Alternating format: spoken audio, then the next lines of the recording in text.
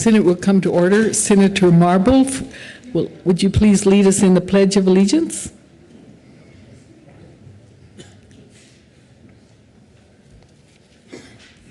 Thank you so very much, and please join me in the pledge. I pledge allegiance to the flag of the United States of America and to the republic for which it stands, one nation under God, indivisible, with liberty and justice for all.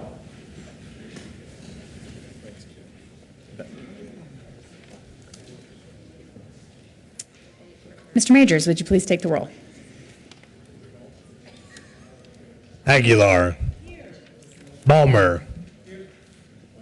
Baumgardner. Brophy. Cadman. Crowder. Grantham. Guzman. Harvey. Heath. Herpin. Hill. Hodge. John. Johnston. Jones. Kafalis. Kerr. King. Lambert. Lundberg. Marble. Newell. Nicholson. Renfro. Rivera. Roberts. Scheffel. Schwartz. Stedman. Tocktrop. Todd. Uleberry. Zenzinger.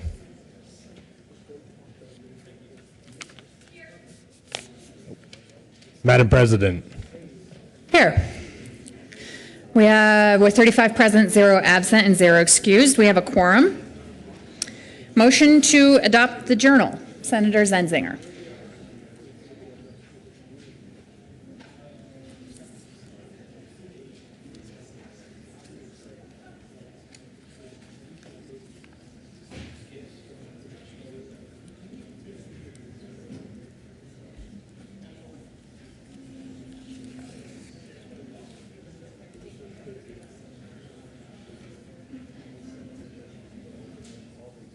Senator Zenzinger. Thank you, Madam President. I move that the reading of the Journal of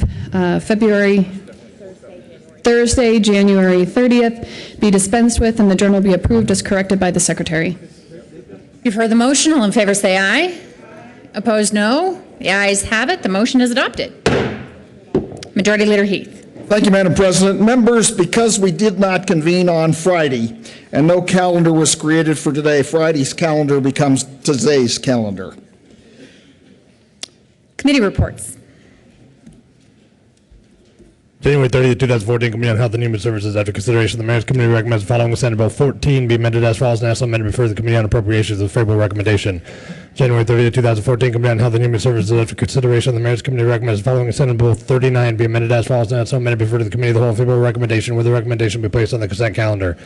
January 30th, 2014, Madam President, the Committee on Education has had under consideration and has had a hearing on the following appointments. Recommends the appointments be confirmed.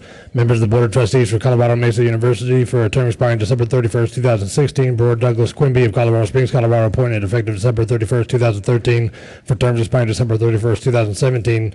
Robert Glenn Wilson of Grand Junction, Colorado, a Republican and a resident of Mesa County, reappointed. Daniel R. Robinson of Grand Junction, Colorado, a Democrat and a resident of Mesa County, reappointed. And Randolph Ray Martinez of Fort Collins, Colorado, a Republican, appointed. January 30th, 2014, Committee on Education. After consideration, the Mayor's Committee recommends following: Senate Bill 58 be amended as follows and as amended for the Committee of the Whole in favorable recommendation. January 30th, 2014, Committee on Education. After consideration, the Mayor's Committee recommends following: Senate Bill 15 be amended as follows and as amended for the Committee on Appropriations with favorable recommendation.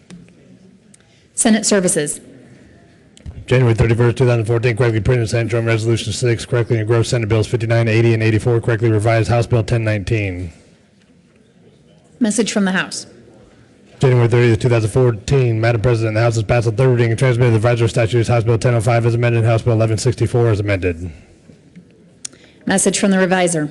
January 30th, 2014, we herewith transmit without comment as amended House Bill 1055 and 1164. Mr. Majority Leader. Thank you, Madam President. I move we proceed out of order for a moment of personal privilege. You've heard the motion. All in favor of proceeding out of order for a moment of personal privilege, please say aye. Opposed, no. The ayes have it. Senator Kerr will be granted a moment of personal privilege. Senator Kerr. Thank you, Madam President. I request, and it sounds like it's been granted, the moment of personal privilege. Thank you very much. Wanted to take just a few moments this morning to present a tribute to the Colorado Youth Corps Association. This is an association that promotes youth development through conservation and supports the state's 10 accredited youth conservation corps. And we have the honor today of having the winner from each of the youth corps here with us today. And many of you met them earlier in the old Supreme Court chamber this morning. And I believe Senator Schwartz wanted to introduce them to you. Senator Schwartz. And thank you, Madam President. And I would also join in welcoming our esteemed members of our youth corps from our conservation districts throughout the state. And we are being joined today by Kelsey Bowers and Austin Craig, Ty Duncan, Grant Janka, Jacob Morlang, Isabel Padilla, Annika Petterpole, Hope Radford, Erica Steenberg, Catherine Katie Wakefield. So I'd like to have you join me in welcoming all these young people, their leadership, their hard work, and their commitment to the state of Colorado and to their youth corps.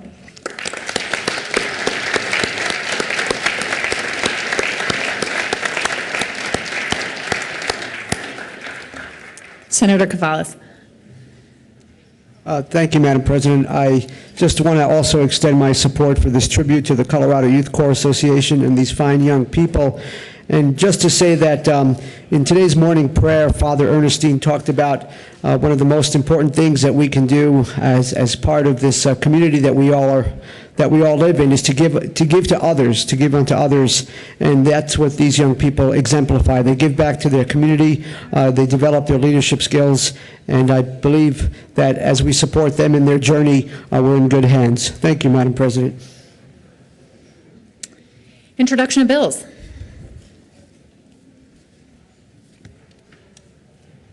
House Bill 1035 by Representative Gardner, Senator Johnston, concerning collection of restitution order pursuant to a deferred judgment. Judiciary.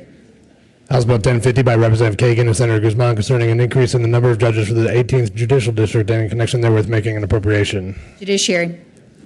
House Bill 1077 by Representative Giroux and Senator Hodge, concerning an increase in the statutory cap on the 2-year average of the unobligated portion of the Oil and Gas Conservation Environmental Response Fund.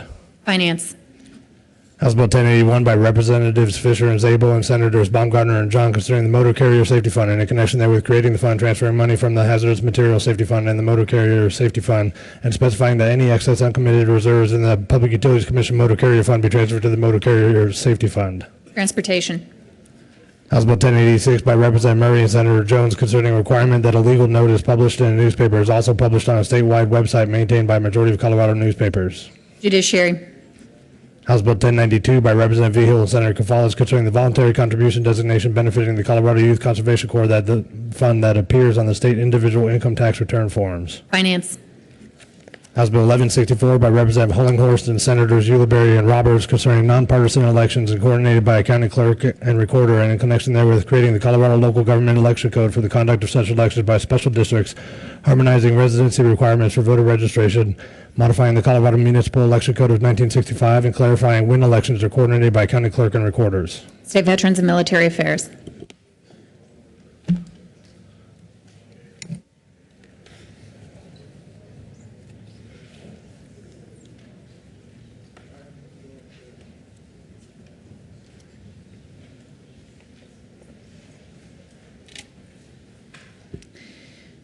Senator King will be excused.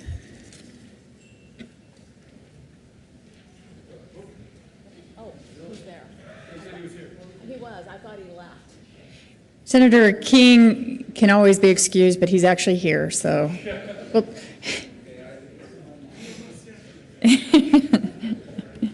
third reading of bills, consent calendar. Mr. Majority Leader.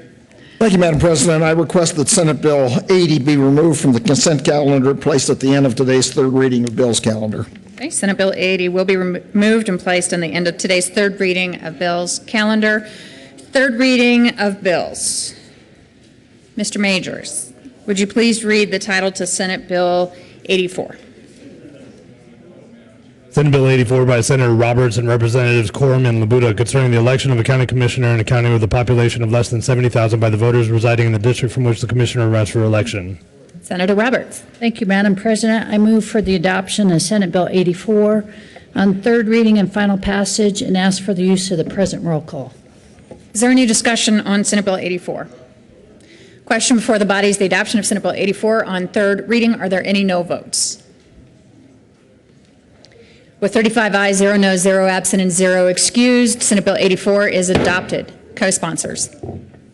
Senator Aguilar, Madam President Pro Tem, Senator Stedman, Senator Kafalis, Senator Schwartz, Senator King, Senator Grantham, Senator Rivera, Senator Crowder, Senator Herpin, Senator Brophy, Senator Todd. Clerk, please read the title to Senate Bill 59. Senate Bill 59 by Senator Guzman and Representative Lawrence concerning eliminating the statute of limitations for offenses that accompany sex offenses that are not subject to a statute of limitations. Madam President Pro Tem. Thank you, Madam President. I move Senate Bill 59 on third reading and final passage and ask for an aye vote. Is there any discussion on Senate Bill 59? Senator Hill.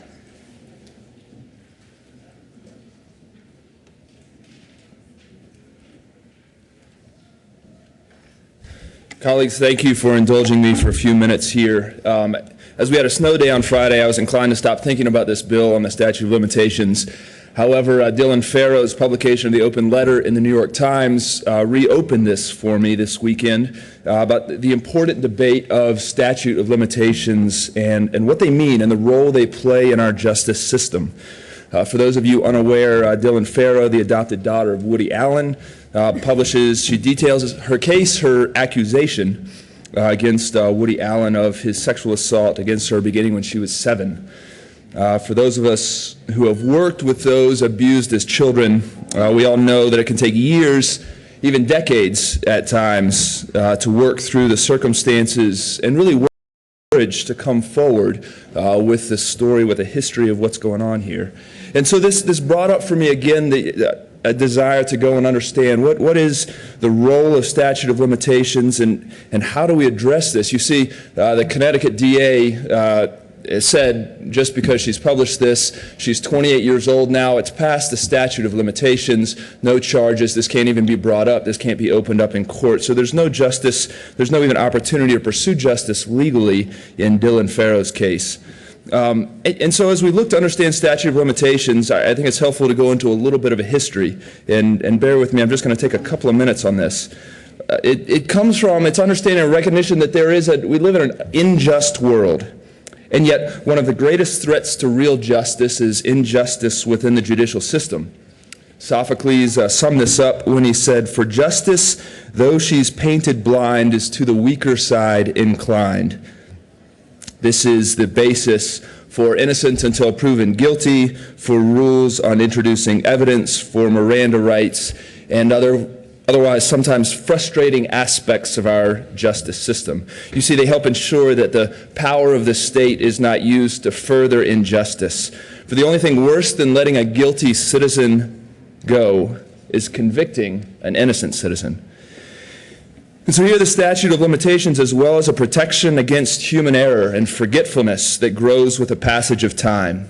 And so reading through this and studying it, I'm more convinced than ever of the importance statute of limitations plays in our system. I'm also more convinced than ever that I agree completely with Colorado's removal of the statute of limitations when it comes to sex crimes. Again, recognizing the time it takes to develop the courage and an understanding of the circumstances to come forward with these things. And yet, so I support that completely, and I was reading this open letter this weekend. I realized if I was in Connecticut, one of the first bills that I would run would be to get rid of the statute of limitations for sex crimes as well. Yet justice is a deeper issue that we've got to consider here. This bill addresses not the statute of limitations with sex crimes, but other crimes associated with that. And Senator Johnston brought up some important scenarios that we should have considered on Thursday. I'm haunted by this notion, though, from Alexander Solzhenitsyn. He writes, "Justice is conscience, not a personal conscience, but the conscience of the whole of humanity."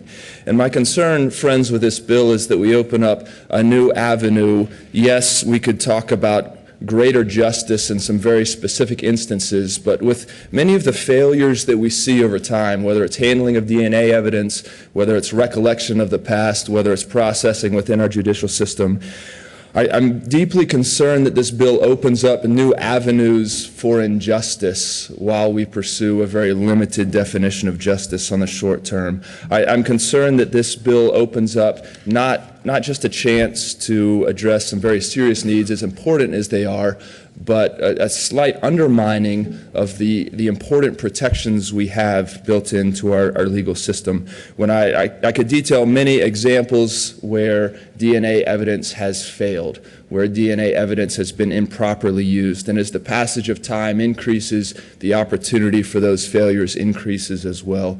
And so without belaboring the point, I encourage us to pause and reflect on this a little bit. In a nation where we have the highest levels of incarceration in much of the Western world, is this an opportunity for us to increase the justice of our society as a whole?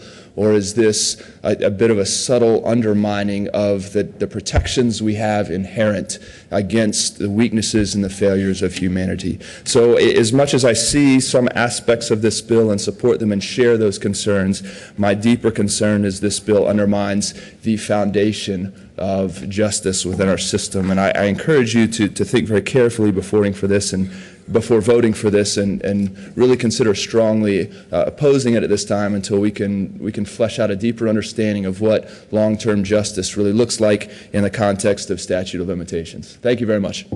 Any further discussion on Senate Bill 59? Question before the body is the adoption of Senate Bill 59 on third reading. Are there any no votes? Senator Lundberg, Senator Hill, Senator Lambert, Senator Marble, Senator Stedman,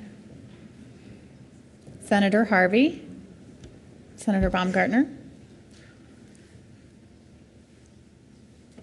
With 28 ayes, 7 noes, 0 absent, and 0 excused, Senate Bill 59 is adopted. Co-sponsors. Mr. Majors, would you please read the title to House Bill 1019? House Bill 1019 by Representative Gardner, Senator Stedman, concerning the enactment of Colorado Revised Statutes 2013 as the positive and statutory law of the state of Colorado. Senator Stedman. Thank you, Madam President. I move House Bill 1019 on third reading and final passage. Ask for your aye vote. This is a routine piece of legislative procedure that we pass every year. Senator Lundberg. Thank you, Madam President. Members, I voted for this in committee because Senator Stedman is quite correct. It is a routine bill that comes up every year in order to officially state that these are the statutes according to the bills that were passed in the previous year, previous session. But upon further reflection, I looked back over what we had passed, and I asked myself, can I really endorse this by placing a yes vote to this bill? And the answer I have is no.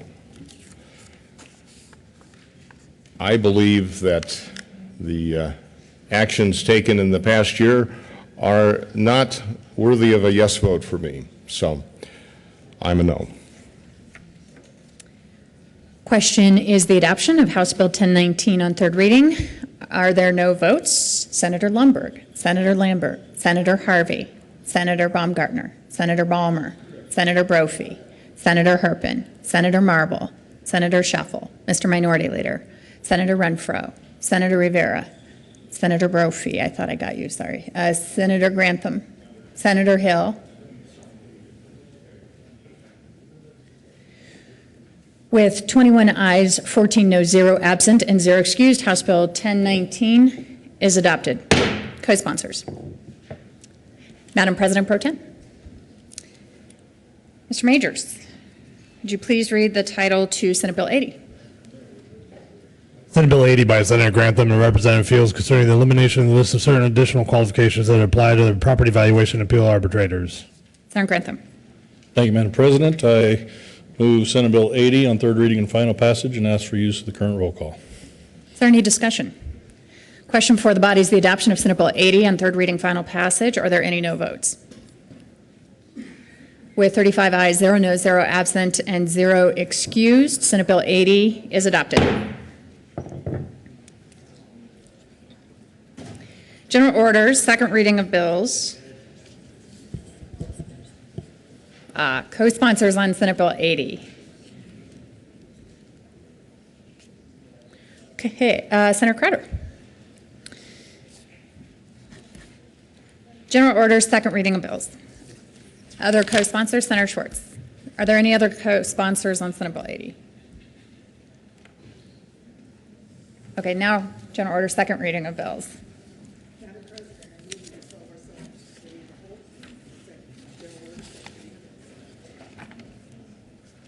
You've heard the motion. All in favor say aye. Aye. All opposed, no. The ayes have it. The Senate will resolve itself into a committee of the whole for consideration of general order, second reading of bills, calendar. Senator Hodge will take the chair. Thank you. Thank you.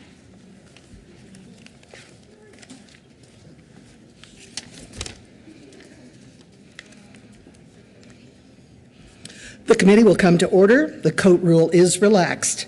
Mr. Majors, would you please read the title to Senate Bill 63? Senate Bill 63 by Senator Marble and Representative Sane concerning the mandatory review of existing executive branch agency rules conducted by each principal department. Senator Marble. Thank you, Madam Chair. I move Senate Bill number 63, and I move the committee report from the State Veterans and Military Affairs. To the committee report, please. Senator Marble. Thank you, Madam Chair. There were 3 amendments that were accepted. L002, basically whether added on and states whether the rule is adequate for the protection of the safety, health, and welfare of the state or its residents, and L004A states the Department of Regulatory Agencies shall establish a schedule in consultation with each principal department for the review of all of the rules for each principal department. Each principal department shall conduct. And L004B states whether a cost-benefit analysis was performed by the applicable rulemaking agency or official in the principal department pursuing to Section 244103. And those were adopted. Any discussion of the committee report? Seeing none, the State Veterans and Military Affairs Committee report is adopted. To the bill, please. Senator Marble. Senate Bill 63 basically codifies the governor's executive order, which was signed back in 2012, and it will streamline, oh, thank you, it will streamline our existing executive branch agency rules, and it will help a great deal when people call into these regulatory agencies to get one answer instead of 5 answers to a question that they ask. It's a very simple bill. It's a very important bill. It's good for Colorado. It's good for people that hopefully are going to open new businesses, and it will help those already in business. So I would ask that you consider this and vote aye. And I renew my motion for the adoption of Senate Bill 63 on second reading. Is there any discussion on Senate Bill 63? Seeing none, all in favor say aye. All opposed, no. The ayes have it. Senate Bill 63 is adopted. Mr. Majors, would you please read the title to Senate Bill 47? Senate Bill 47 by Senators Talk-Trop and Roberts concerning the payment of death benefits for seasonal wildland firefighters killed in the line of duty. Senator Talk-Trop. Thank you, Madam Chair. I move Senate Bill 47. There is no committee report, but what this bill does, it directs the Division of Fire Protection, Prevention and Control to make a lump sum payment of $10,000 to the survivors of any seasonal wildland firefighter employed by the state or a local government who was killed in the line of duty. And I believe we do have some amendments.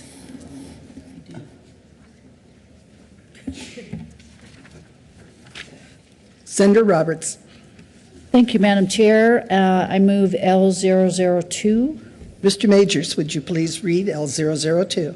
Amendment L002, Senate Bill 47. Senator Roberts.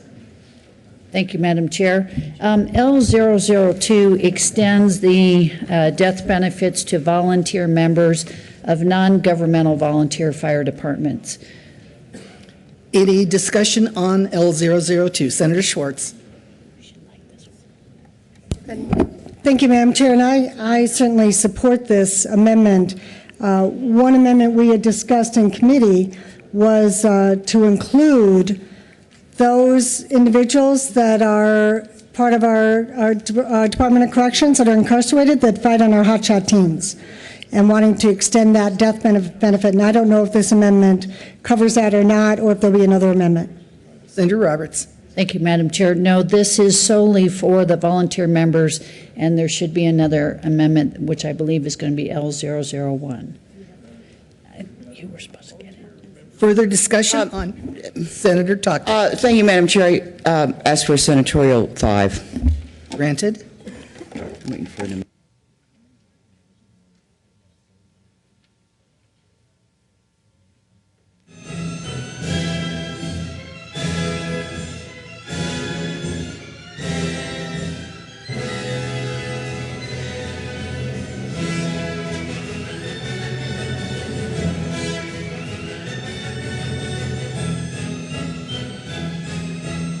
Senate will come back to order. Senator Talk-Trop.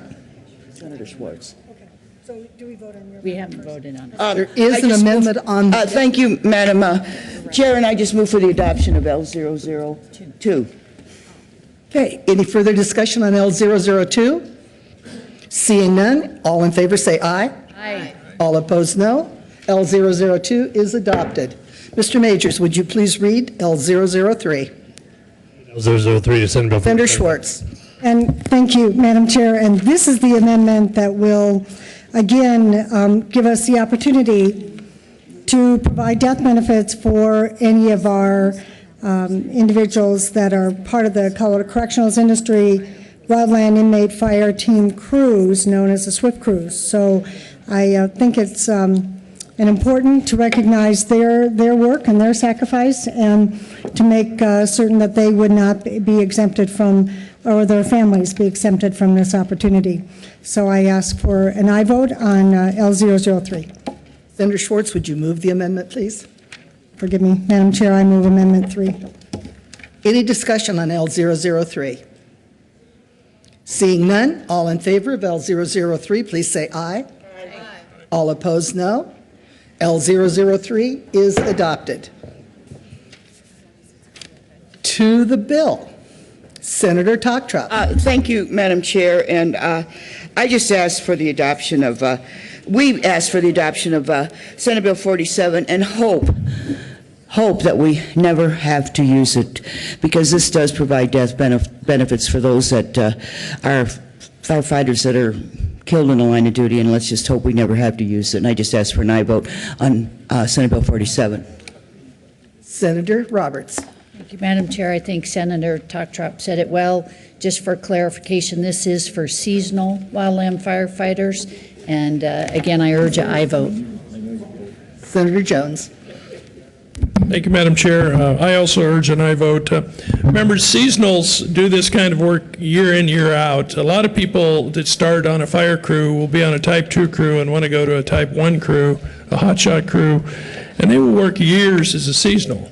And they refer to big fire years as good years because that's the years they make money. Some years they don't make much money at all, and this is the least we could do. The other thing you should know is that wildland firefighters, while the fire is the dramatic thing, probably half the fatalities and injuries come from vehicles. So you'll go to an annual fire refresher and you'll go over defensive driving, you'll go over making sure you get out of a truck to back it, especially in an area that's rugged. And in fact, that's what happened in 2002. There was a crew going to the Hayman fire from Oregon, and they overturned a 16-passenger van, and I think they killed 4 of the firefighters that way, right outside a Parachute. And on federal fires, like the 4 Mile fire, you will not see those old 16-passenger vans anymore. They're far wider vehicles, so people know that that's going on. And also, if you want to see the final line of defense on a firefighter has, I have a fire shelter on my desk. It's the old kind. It's been decommissioned. The new ones are a little bit better. But it gives you a sense of how dangerous this job can be. And these people aren't guaranteed so many hours. These people are paid an okay wage, but not a great one. And the least we could do is help them if they died in the line of duty with burial expenses. And that's all $10,000 will do. So I ask for an aye vote on the bill. Further discussion on Senate Bill 47? Seeing none, the question before the body is the adoption of Senate Bill 47. All in favor say aye. Aye. All opposed, no.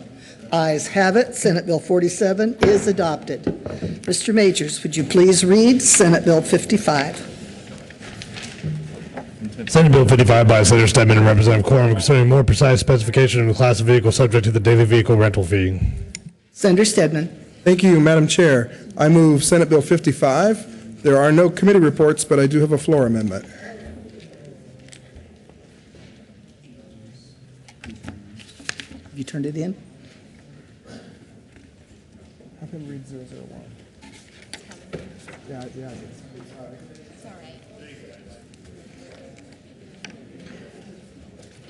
Mr. Majors, would you please read Amendment L001?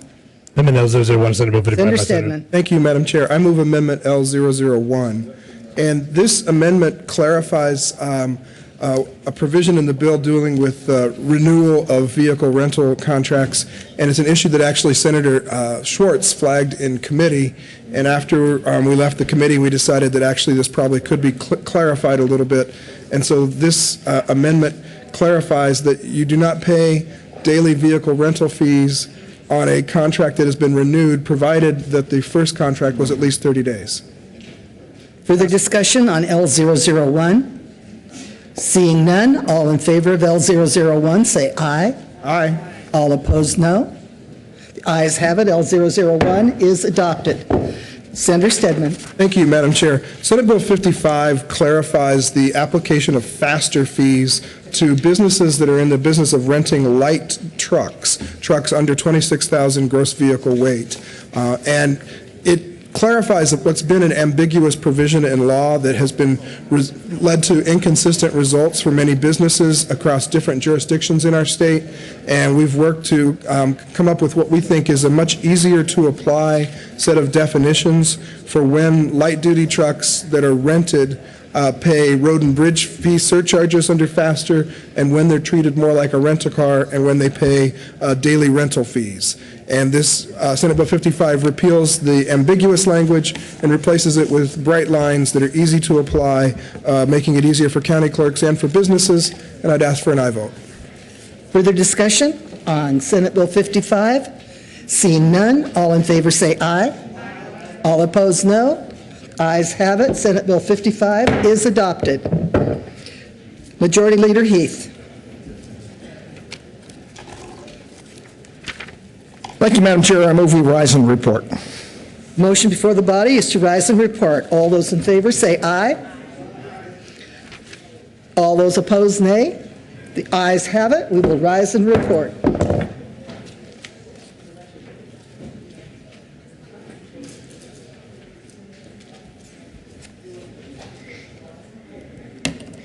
The Senate will come back to order.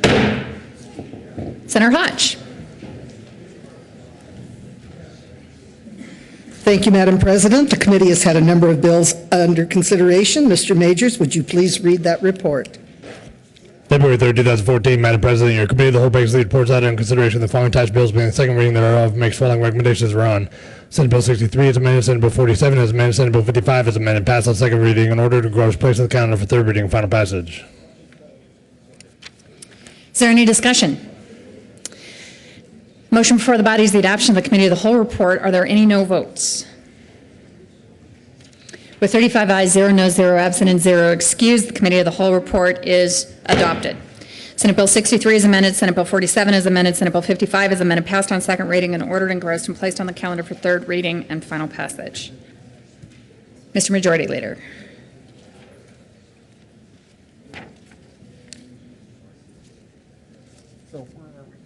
I'm going to move to reconsider 59. Oh, want to do that now? Do you want me to do it? No, I got it.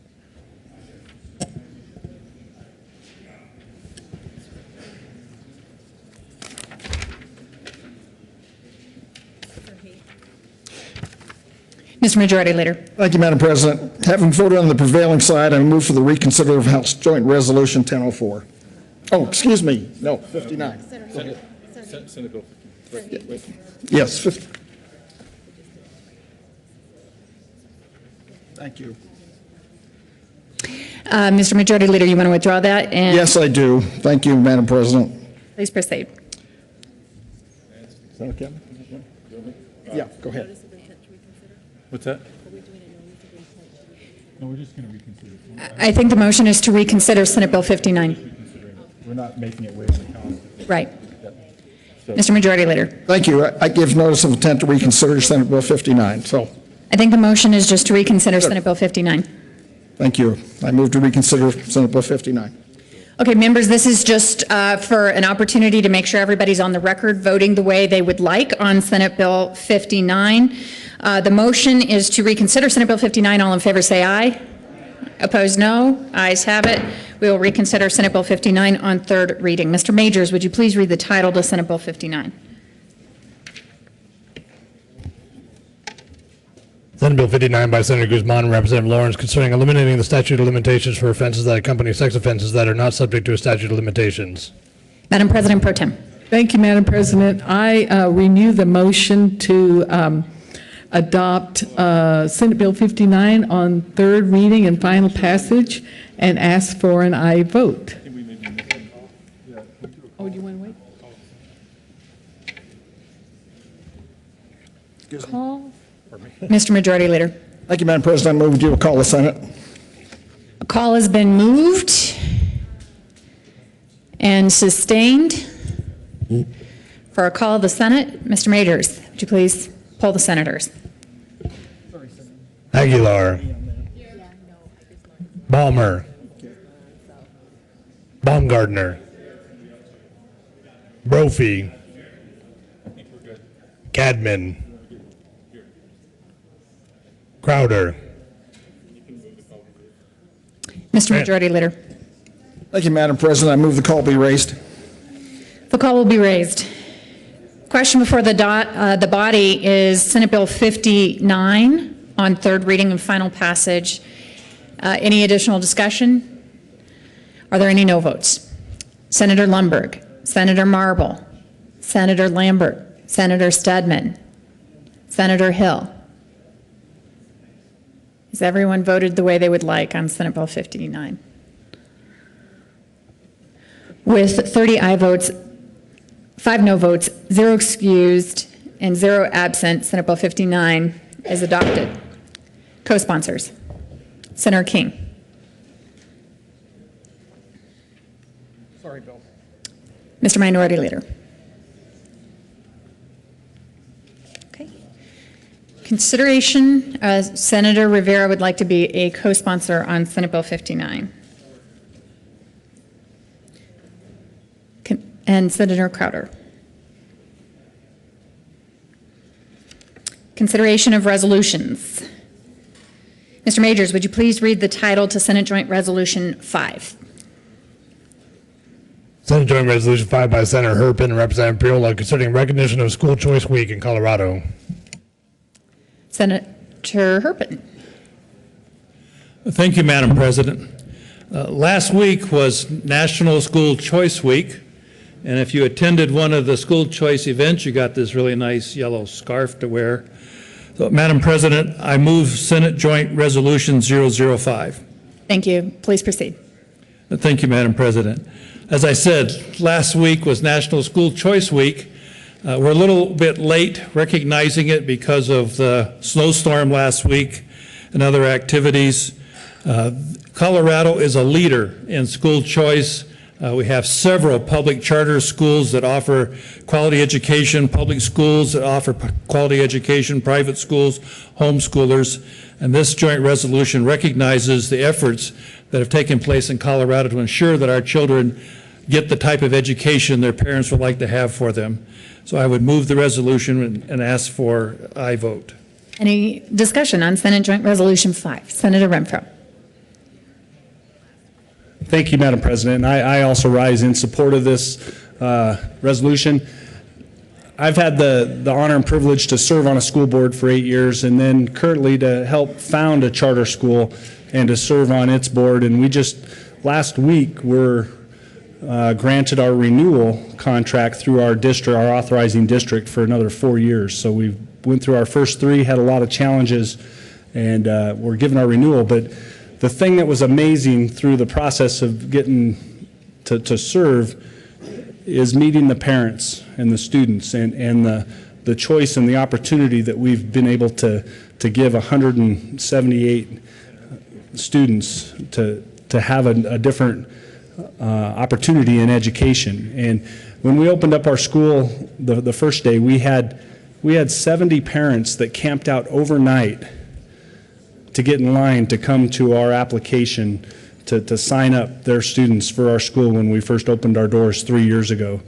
And then when we had our renewal last week, we had, I think, probably 100 parents that were there and testified in why this was a good school for their kids and why they chose to send their kids to our school and the opportunity that it's given them.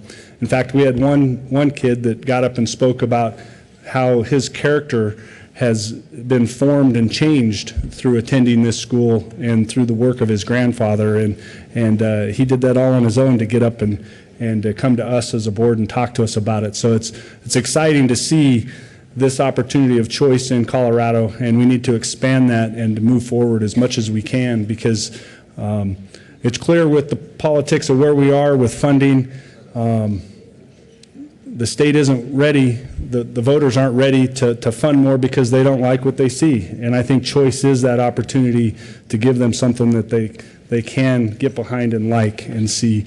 And it's been an honor and a privilege to serve. I'd encourage all of you to get involved in a charter school and to get to see that opportunity firsthand with parents and with their students. So thank you. Senator Todd.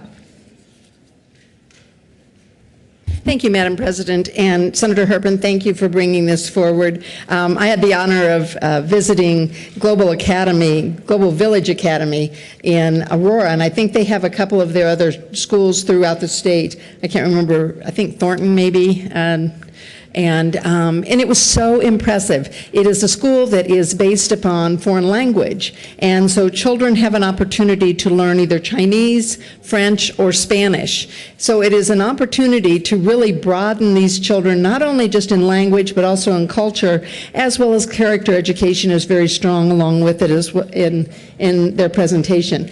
And it was fun to go interact with and see. The children are mandated to speak that language when they are in class in that morning. So when we were in there and they asked a question, they kind of looked perplexed whether they could actually speak in English so that I could understand it versus staying with their language. But it's very impressive. And again, it is about choice, about supporting parents and children and offering some alternatives. So thank you again, and I rise in support of Senate Joint Resolution 005. Senator Rivera, I had next. Go ahead, Senator Rivera. Thank you, Madam President. Just last week, we had some students here from St. Therese down in Pueblo, Catholic school down there, and I made the comment about that I was a product of the Catholic school system. My parents had a choice, and they made the choice to send me to parochial school, and I cannot say the value of the education that I received and cannot underestimate the value that I received both in the grade school level and on through the high school level. And I strongly, strongly support choice given to all parents to be able to send their children to whichever school they think is appropriate for them and reflects their values. So I rise strongly in support of Resolution 005. Senator Harvey? Senator Toktrop, were you in queue?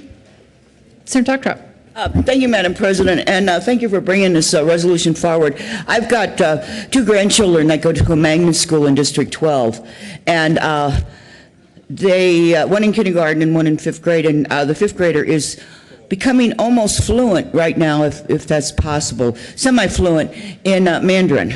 She also speaks Russian, English, and Armenian, so she is quad lingual. Also, Global Academy is in one of the Global Academies is in my district, and one of the board members of the Global Academy is one of our former senators. Senator Ron Tupa, who is on that board, and I also had the chance to tour it, and I was extremely impressed with the way that they're teaching children language, and it's great. And again, thank you for bringing a resolution forward. Senator Harvey, I think, was next. Thank you, Madam President. I just wanted to come up and give my support for this resolution. This is an important resolution for Douglas County and for all of Colorado. My family, we have had our kids in public school. My son's in a public high school right now. We have homeschooled, and we've gone to 2 different charter schools, and my wife is a teacher in a charter school. We practice what we preach in the Harvey household. We believe passionately in the rights of parents to make decisions for where they send their children and how we use taxpayers' dollars to help them do that. In Douglas County, as you know, we are going one step further than that, and we are promoting having the ability to give vouchers to families so that those kids that are in the public school system that would like to find another alternative can use their tax dollars to be able to go to another alternative, publicly funded alternative education for their children as well. This is an important step that we're making in Douglas County to bring forward additional school choice options for not only Douglas County, but hopefully for the rest of the state of Colorado. And hopefully we can break down those barriers and prove that it works and that it is legal and that we can do it around the country as well. So I just want to stand up here as a representative from Douglas County and say it works. School choice is great, giving parents the opportunity and abilities to send their kids to where they can achieve at the highest level for them works, and we should all do it in the state of Colorado. Thank you. Additional discussion. Senator Lindbergh. Thank you, Madam President. My family had some educational opportunities that very few Americans really have the opportunity to have, especially in the Middle East, where both my boys went to an American school. And I've told the story before. We started a Boy Scout troop in the American Embassy in Amman, Jordan, and the first 9 boys that we recruited into the troop, who were Americans, spoke 17 different languages fluently. You know, I don't think we really, except for the Senator's Totrop's granddaughter, is it? Granddaughter, very few opportunities to see that type of diversity here in the United States. When my daughter first went to school, I think they called it Form 1. We were in Stockholm, Sweden, at the embassy there, and she got to enroll in an English system school. And what was interesting about that was that in Sweden, they basically they give a stipend, and they basically allow students to go to whatever school they'd like to go to, which also creates a lot of diversity. The interesting symptom of that was that my daughter at 6 years old came home sounding like Hermione from Harry Potter because she developed a really nice British accent in doing that. But later on, when we came back to the United States, she had opportunity to go to 2 charter schools, not the least of which was the one she just graduated from, the Colorado Springs Early Colleges, which is led by our former colleague Keith King. And what's really impressed me about that school is that you talk to the teachers, you say, why are you here? And they'll say, we're here to get kids ready for college. And there's a lot of pride there that in a system where about 40% of our high school graduates in the state require remedial instruction going to college, that particular school guarantees zero remediation. And it raises the question, you know, if we have different choices, if we have different emphases in our educational plans, why not take advantage of this? Why not experiment with some new things? Not all charter schools are successful, but all charter schools are innovative. And the students there usually want to be there. So they want to look at, maybe it's a foreign language program. We have a school that focuses on fine arts in Colorado Springs, close to my home. And they still get all the basic curriculum, but yet they're allowed to have emphasis in those areas. Another important emphasis, I think, of pioneering in Colorado Springs early colleges, that typically they are running about 20 to 25% of their students coming out of high school earn associate's degrees or equivalents of associate's degrees without incurring college tuition. So again, as I think Senator Lundberg mentioned, if we can help students get to their goals, and charters are one tool in that toolkit, homeschooling is another tool in the toolkit, let's support this, and I heartily support this resolution. There is an amendment on the desk. Mr. Majors, would you please read Amendment L001? Amendment L001, Senator Resolution. Senator Lundberg. Thank you, Madam President. I move L001. And let me explain it. First off, I heartily support this resolution. I believe it's an excellent point that needs to be made and emphasized and underscored and agreed upon and looked at again and again and again, that school choice is one of the bright spots of education, because when you put choice in the hands of individual families, they find the best for their children. And for myself and my wife, we have chosen to teach our kids at home, have for the last 25 years until they got into the college level, and they've been quite successful further on. And if you look statistically, homeschooling works extremely well. It actually has the highest academic standards of any educational system that exists in this country. And that's a pretty big claim to make, but it's been proved again and again when studies go back and look at the particulars there.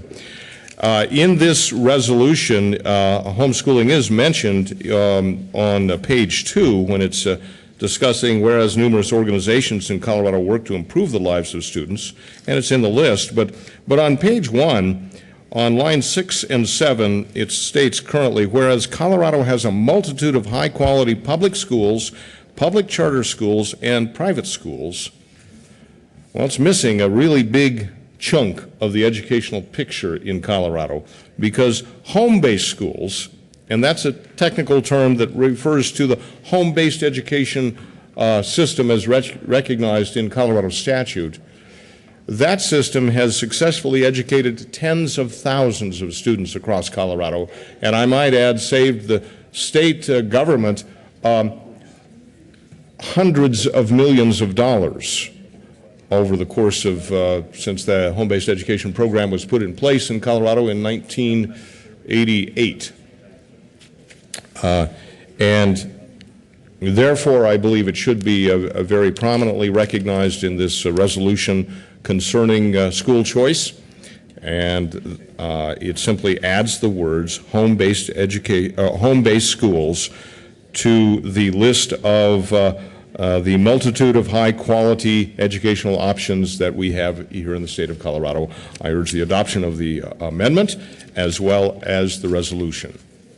Thank you. Further discussion on Amendment L001. Senator Herpin, or Senator Kerr. Thank you. Thank you, Madam President. I just want to come down and speak in support of L001.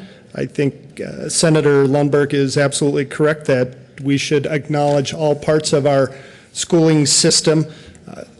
I've always come down and spoken in favor of this resolution each year I've been down here, and I always like to point out the fact and listen to the gasp from this side of the chamber when I mentioned that I was actually homeschooled for 3 years growing up when my family was traveling overseas. I'd just like to support L001.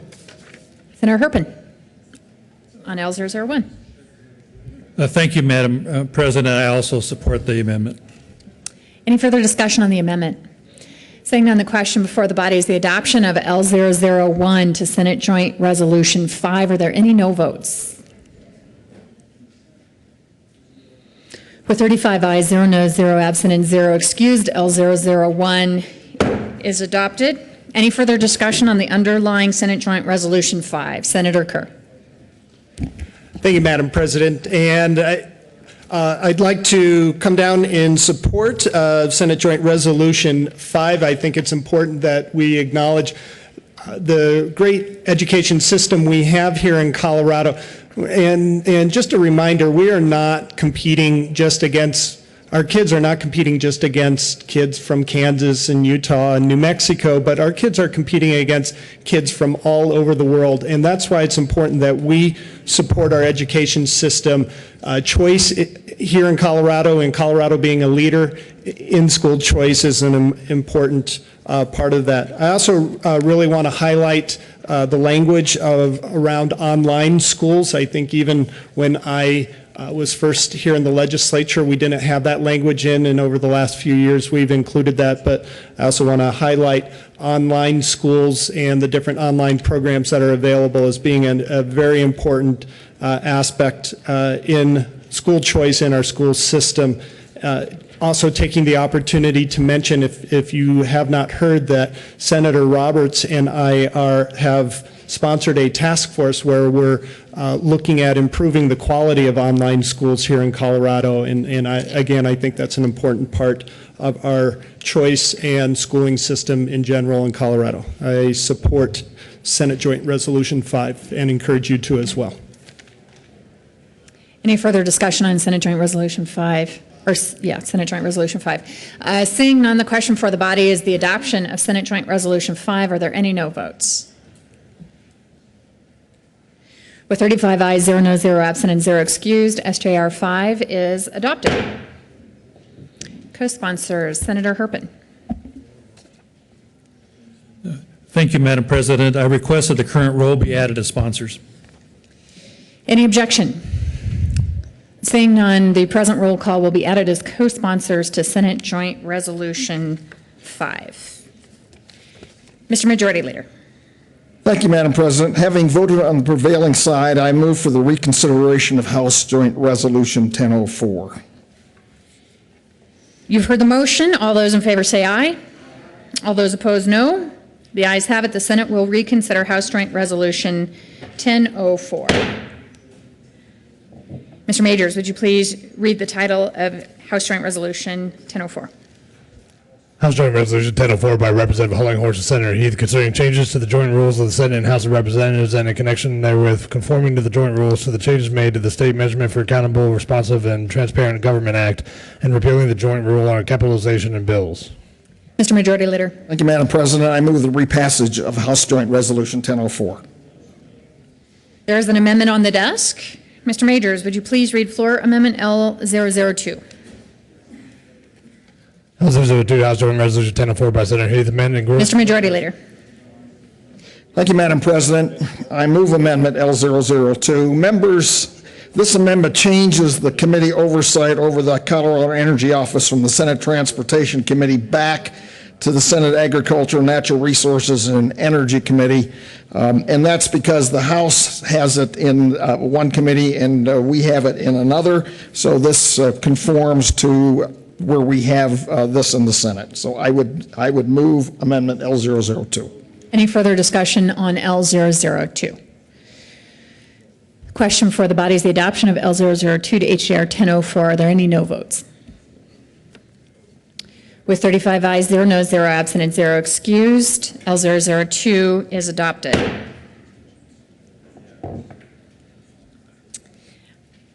Mr. Majority Leader. I renew my motion for the passage of House Joint Resolution 1004. Question for the body is the adoption of House Joint Resolution 1004 is amended. Are there any no votes? With 35 ayes, 0 noes, 0 absent, and 0 excused, HJR 1004 is readopted. Co-sponsors. Consideration of governor's appointments. Mr. Majors, would you please read the appointments to the Colorado Aeronautical Board? Members of the Colorado Aeronautical Board for a term expiring December 19th, 2014. Deborah K. Wilcox of Centennial, Colorado, to serve as a member familiar with and supportive of the state's aviation issues, interests, and concerns, reappointed for a term expiring December 19th, 2016. Raymond Allen Beck of Craig, Colorado, to serve as a representative of local government in the Western Slope, which operates airports, appointed. Senator Todd. Thank you, Madam President. And I move for the confirmation of the Colorado Aeronautical Board of Deborah Wilcox of Centennial, Colorado, and Raymond Allen Beck of Craig, Colorado. The vote came out unanimous in Transportation Committee, and I feel very confident with both of these individuals continuing to make the Aeronautical Board even stronger for the state of Colorado. Is there any further discussion on the appointees to the Colorado Aeronautical Board? Seeing none, the question for the body is the confirmation of Deborah K. Wilcox, Raymond Allen Beck to the Colorado Aeronautical Board. Are there any no votes? With 35 ayes, 0 noes, 0 absent, and 0 excused, Deborah K. Wilcox and Raymond Allen Beck are confirmed to the Colorado Aeronautical Board. Mr. Majors, would you please read the appointments to the Financial Services Board? Members of the Financial Services Board for terms expiring July 1st, 2017. Michael George Hurst of Del Norte, Colorado, an executive officer of a state savings and loan association and a Democrat appointed. Keith Marshall Cowling of Arvada, Colorado, an executive officer of a state credit union and a Republican reappointed. Nilsa Guerrero Mahon of Brighton, Colorado, to serve as a public member with expertise in finance and an unaffiliated reappointed. Senator Johnston. Thank you, Madam President. I move the appointment of Michael George Hurst and the reappointment of Keith Marshall Cowling and Nilsa Guerrero Mahon to the members of the Financial Services Board, and ask for an aye vote. Thank you. Any discussion? Seeing none, the question before the body is the confirmation of Michael George Hurst, Keith Marshall Cowling, Nilsa Guerrero Mahon to the Financial Services Board. Are there any no votes? With 35 ayes, 0 noes, 0 absent, and 0 excused, those appointees are confirmed.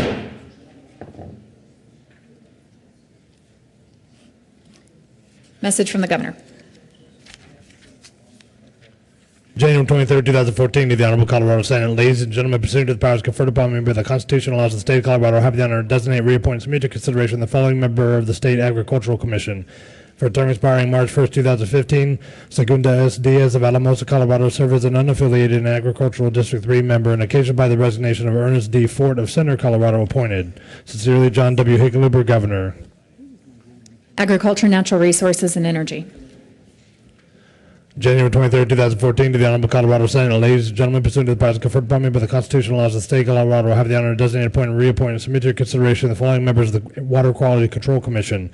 For terms expiring February 15th, 2017, Lauren Elizabeth Evans of Lakewood, Colorado, reappointed. Charles A. Weiner of Durango, Colorado, serves as a representative who lives west of the Continental Divide, appointed. David Baumgarten of Gunnison, Colorado, to serve as a representative who lives west of the Continental Divide, appointed. Sincerely, John W. Hickenlooper, Governor. Agriculture, Natural Resources, and Energy. Committee reports. January 30th, 2014, Committee on Agriculture, Natural Resources, and Energy. After consideration, the Mayor's Committee recommends the following Senate Bill 11 be referred favorably to the Committee on Finance. We have a change in sponsorship. The following change in bill sponsorship will occur. Senator Roberts will be removed as co-prime sponsor with Senator Ulibarri and Representatives Hollinghorst and Murray on House Bill 1164. Members, would the members of the Senate choir please come to the well? And all the senators who had birthdays in September, October, November, December, and January, which is quite a few of you, if you would please assemble in the center aisle. That includes Senators Brophy, Nicholson, Cadman, Kerr, Todd, Marble, Lambert, Rivera, Johnston, yours truly, Renfro, Crowder, Guzman, Hodge, Kafalis, Heath, Zenzinger, and Senator Tokchuk. How about to all of you? Happy birthday to all of you. Are we ready to roll? You guys are ready to roll. Thank you, Madam President. Happy birthday to you. Happy birthday to you. Happy birthday to all of you. Happy birthday to you.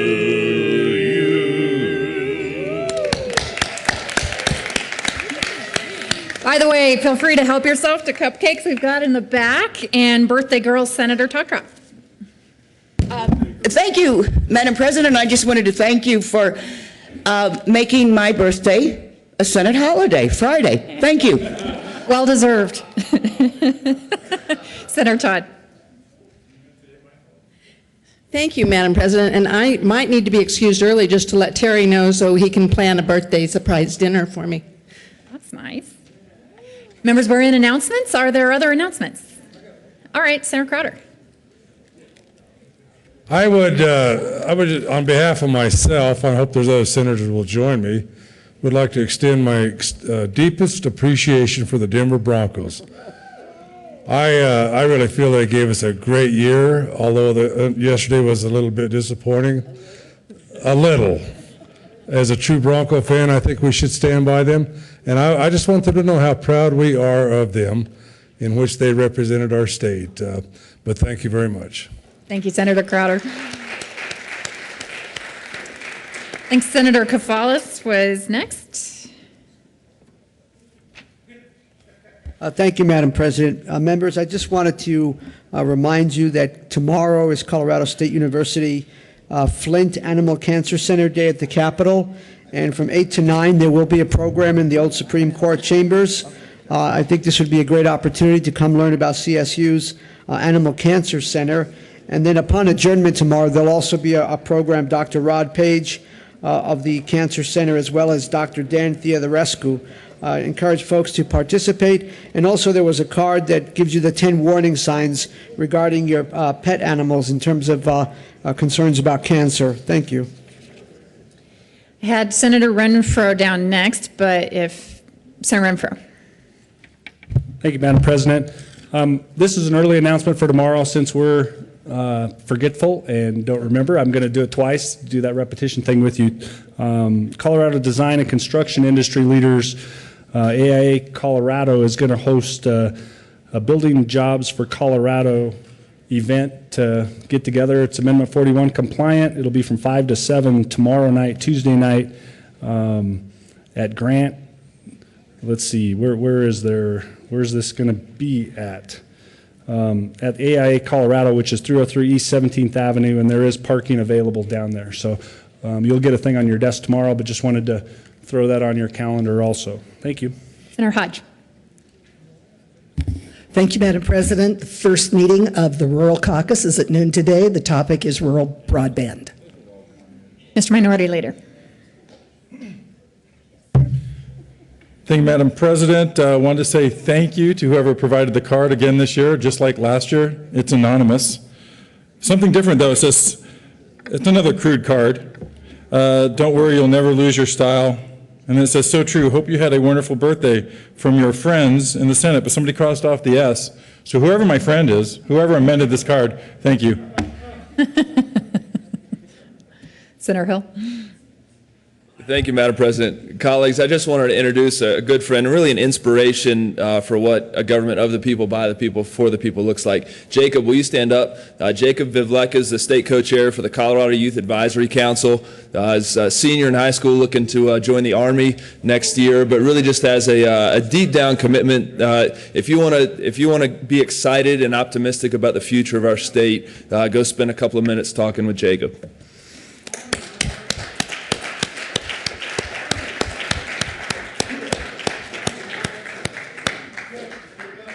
Mr. Majority Leader. Thank you, Madam President. I think we're all in mourning a little bit from yesterday. Members, John McKay over here has all of your tax information and paychecks, so let me just remind you to see John before the end of the day to grab those things. JBC is not meeting today. That's unique. And I also wanted to mention that House Bill 1164 is going to be heard Wednesday in State Affairs. So with that, I don't see any other announcements from anyone else. I move the Senate adjourn until 9 a.m. Tuesday, February 4th.